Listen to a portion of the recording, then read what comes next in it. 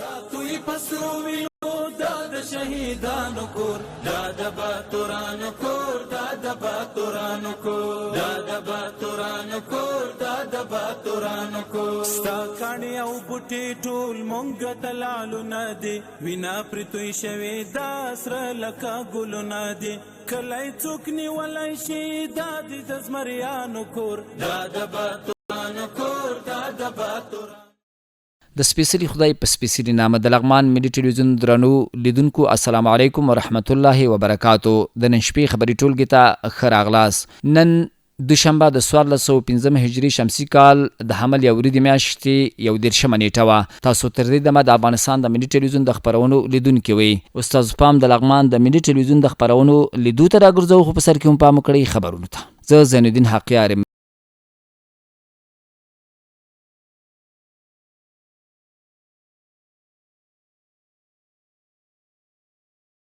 بسم الله الرحمن الرحیم. د چاپیریال ساتنې ریاست په هڅو د طبي پاتیشونو د راټولولو تفاهم لیک لاسلیک شو. د لغمان د چاپیریال ساتنې ریاست په هڅو او د یاد ریاست د رئیس احمد شاه ابراهیم په مشرۍ د طبي پاتیشونو د راټولولو مسؤل انتقال او معیاري لمنځه وړلو په موخه د یاسر عمر مشرقیوال تنظیفي او خدماتي شرکت سره تفاهم لیک لاسلیک شو. په دې مراسمو کې د لغمان ولایت مقام د دفتر رئیس قاری شکر الله کاون د اړوندو ادارو د طبي پاتیشونو د ګډې کمیټې غړو د چاپیریال ساتنې ریاست مسلکي کارکونکو او د روغتیايي مرکزونو د اتحادیې مسؤلینو ګډون کړی و. د چاپیریال ساتنې رئیس ګډونوالو ته د ښه راغلاست ترڅنګ د طبي پاتیشونو د خطرونو او ستونزو په اړه خبرې وکړي. نوموړي ویل چې طبي پاتیشونې باید د عامو کثافاتو سره ګډ شي، ځکه دا ډول کثافات انتاني دي او په ټولنه کې د بېلابېلو ناروغیو د خپرېدو سبب ګرځي. وروسته د یاد شرکت استازي د خپل شرکت په اړه معلومات وړاندې کړل او ویل چې د طبي کثافاتو د راټولولو لپاره مسلکي او فني کارکونکي، مجهز ترانسپورټي وسایل او محافظتي تجهیزات لري. همدارنګه د ولایت مقام د دفتر رئیس قاری شکر الله کاون وویل چې د ټولنې د روغتیا ساتنې او د ناروغیو د مخنیوي لپاره هر ډول ګام د ولایت مقام له ملاتړ څخه برخمن دی. نوموړي د چاپیریال ساتنې ریاست د رئیس هڅې وستایلې او د روغتیايي مرکزونو له مسؤلینو یې وغوښتل چې د طبي کثافاتو د راټولولو په برخه کې له یاد شرکت سره پوره همکاري وکړي. همدارنګه د چاپیریال ساتنې ریاست د نظارت او تفتیش مدیر عبدالعظیم صدیقي ګډونوالو ته د طبي پاتیشونو مقرره تشریح کړه او تفاهم لیک مهم ټکي بیان کړل. نوموړي زیاته کړه چې د شرکت فعالیتونه به د چاپیریال ساتنې ریاست له لوري په دوامداره توګه تر څارنې لاندې وي. لغمان کې 15 کلنه دښمني په دوستۍ بدله شوه. نور حالي نقیب الله زلمی راکوي. د لغمان ولایت د سرحدونو، قومونو او قبایلو چارو امریت مسؤلینو د ولایتي ادارې په همکارۍ او د قومي مشرانو او دینی عالمانو په هڅو د دغه ولایت په دولت شاه ولسوالۍ کې د 15 کلونو په دوام شخړه حل او فصل کړه.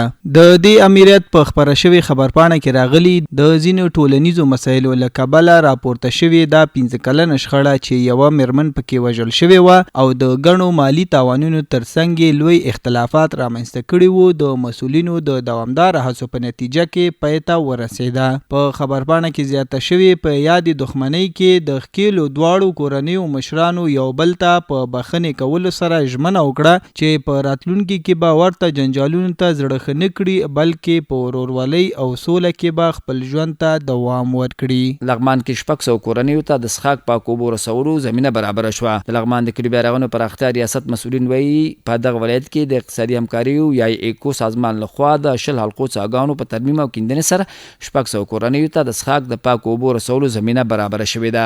د دې ریاست د نشراتو مسؤل شمس الرحمن شمس رسنیو ته ویلي چې یاد سازمان تیر کال د دغه ولایت په مرکز مهت الله ملنګار علي شنګ او دولت شاه ولسوالیو کې د 15 میلیونه 958 افغانۍ په لګښت 14 حلقې کوهیان بیارغولي و حلقې نوي ویستلي او یو د اوبو رسولو سولري شبکه جوړه کړې چې 600 کورنیو ته د څښاک د پاکو اوبو رسولو زمینه برابره کړې ده. بل لور ته د یادو سیمو اوسیدونکي د یادو څاګانو د کیندلو او بیارغونې څخه خوښي ښيي او وایي چې دوی ته د پاکو اوبو زمینه برابره شوې او ورسره د زیاتو ناروغیو مخنیوی شوی دی. لغمان کې سیلاوونو راوړی کشپ بیرته آزاد طبیعت ته خوشی شو. د خبر نورحال عبدالوارث مخلص راکوي. لغمان کې سمو د وړاندې سیلابونو راوړی کشپ بیرته د اوبیز ایکوسیستم د ساتنې په موخه آزاد طبیعت ته خوشی کړی شو. د لغمان چاپیریال ساتنې ریاست د نشراتو مسؤل حاجی ګل صافی ویلي چې یاد کشف څو ورځې وړاندې د سیلابونو له امله له خپل اصلي ځای څخه بې ځایه شوی و چې اوس یې د طبیعي میراثونو او اقلیمي بدلون د کارپوهانو په لارښوونه بیرته خپل اصلي طبیعي استوګنځای د علیشنګ کلي اړوند کرنجاوي سیمه کې خوشی کړ. نوموړی وایي یاد ژوی د چاپیریال او ایکوسیستم لپاره ډیر مهم رول لري. هغه زیاتوي یاد کشف د یو تن هیوادوال له لوري نیول شوی و او وروسته د لغمان چاپیریال ساتنې ریاست ته وسپارل شو. د یاد ریاست د کارکونکو له لوري تر څارنې وروسته بیرته خپل اصلي طبیعي استوګنځای ته خوشی کړی شو. قدرمنو اوریدونکو د ولایتي خبرونه اوس پام کړئ کورنیو خبرونو ته. درنو او قدرمنو لیدونکو د دې ساعت خبرونه ستاسو له ملتیا مننه کو بریږي.